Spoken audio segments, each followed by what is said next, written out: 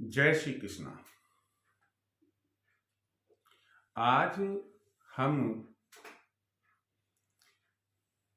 ऐसे विषय पर बात करने जा रहे हैं जिसमें हर व्यक्ति को यह शंका रहती है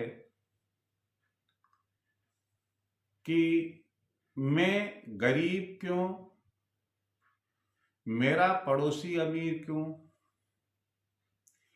एक परिवार गरीब क्यों, दूसरा परिवार अमीर क्यों। जब भगवान ने हम सबको इस धरा पर, इस जमीन पर जन्म दिया है, नाक नक्श एक जैसे दिए हैं, तो ये विषमता,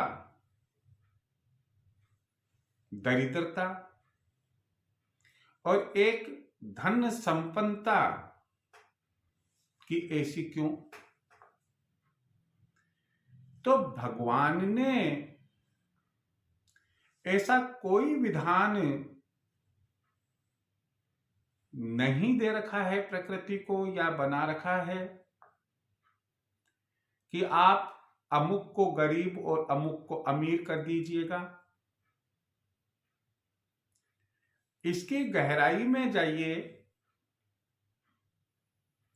और वो गहराई यह है कि लक्ष्मी और अलक्ष्मी सनातन धर्म के अनुसार ये दो सगी बहनें हैं। अलक्ष्मी बड़ी बहन है, जिसे दरिद्रता के नाम से भी जाना जाता है। लक्ष्मी छोटी है, विष्णु भगवान की प्रिया है। तो अलक्ष्मी ने भगवान विष्णु से पूछा कि आप मुझे ये बताइएगा कि मैं कहां निवास करूं, मेरा स्थान कायम कीजिएगा।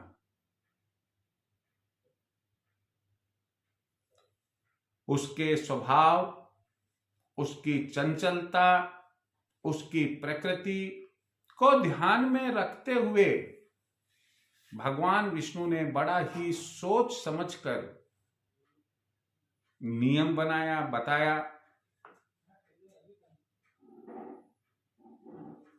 कि तुम जिस घर में वास करोगी वहां हमेशा दरिद्रता रहेगी। सुन लो कि जिस घर में वास करोगी वहां हमेशा दरिद्रता रहेगी। हम ये कह सकते हैं कि उस परिवार में, उस घर में अलक्ष्मी का वासा है। ऐसा क्यों? इसका कोई एक फैक्टर नहीं है, कई फैक्टर्स है, और वो फैक्टर्स हम इंसानों के द्वारा ही जो ये गाथा गाते हैं कि मैं दरिद्र क्यों, मेरे पास में लक्ष्मी क्यों नहीं वास करती है, मेरे परिवार में संपन्नता क्यों नहीं रहती है, तो उसके ऊपर हम विचार कर रहे हैं कि ये जो फैक्टर्स है ये इंसान के ही पैदा किए हुए हैं, एक व्यक्ति के ही पैदा किए हुए हैं। कैसे? कि विष्णु भगवान ने बताया कि जिस घर में शिव जी की पूजा ना हो, भगवान शिव की निंदा की जाए, ऐ लक्ष्मी तुम वहां रहना। तो किसने कहा कि आप भगवान शिव की पूजा ना करें और आप उनकी निंदा करें? दूसरा कहा कि जिस घर में यज्ञ, जप, तप, व्रत आदि नहीं होते हैं, तुम वहां निवास करो। अगली बात कही कि जिस परिवार में दिन रात झगड़े ही झगड़े होते रहते, तुम वहां पर निवास करो। महत्वपूर्ण एक और बात कही उन्होंने कि जिस परिवार में पति पत्नी आपस में झगड़ते रहते, किसी न किसी छोटी न छोटी और बड़ी न बड़ी बात को लेकर वो झगड़ते रहते, तो लक्ष्मी दरिद्रता तुम वहां उस घर में वास करो। अगला फैक्टर है कि जिस घर में ब्राह्मणों का सत्कार ना हो, गायों के लिए रोटी ना निकाली जाए, गायों को पूजनीय दृष्टि से ना देखा जाए, अतिथियों का आदर सत्कार नहीं हो। कई बार आप देखेंगे, अरे आ गए, कब जाएंगे भगवान जाने। तो ये अतिथियों का आदर सत्कार कहां हुआ, जबकि हम एक तरफ कहते हैं कि हमारी संस्कृति कहती है अतिथि देवो भव, और हम अतिथियों का आदर सत्कार नहीं करते हैं, तो वहां अलक्ष्मी का वास हो। हम जहां अभक्ष्य चीजों का सेवन करते हैं, मांस खाते हैं, मछली खाते हैं, जो भोजन करने योग्य नहीं है, ऐसे भोजन को हम खाते हैं, वहां अलक्ष्मी वास करती। जिस घर में भगवान को भोग लगाए बिना भोजन किया जाता है, अलक्ष्मी वहां पर भी वास करती है। अगला फैक्टर है कि जिस घर में परिवार के सदस्य मूर्ख है, क्रूर है, निर्दयी है और पाप कर्मों में लिप्त है, वहां दरिद्रता यानी कि अलक्ष्मी का वास। जिस घर की लक्ष्मी यानी कि जिस घर में पत्नी स्वेच्छाचारिणी है, अपनी मन मर्जी के अनुसार आना जाना, उठना बैठना, खाना पीना, बोलना करना, सब कुछ इतनी स्वतंत्र है, अलक्ष्मी का वास वहां होगा।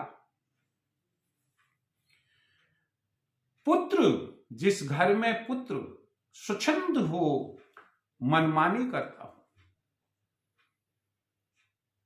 और चाहे जैसे कर्म करता हो, वहां पर भी अलक्ष्मी का वास। जिस घर के लोग शूद्र के घर का अन्न सेवन करते हैं, उस घर में भी अलक्ष्मी का वास होता है। जिस घर के लोग, ध्यान रखिए आप, आजकल ये बहुत आधुनिक सा बना हुआ चल रहा है, जिस घर के लोग चांडाल प्रवृत्ति के हो, बहू को बहू नहीं समझते,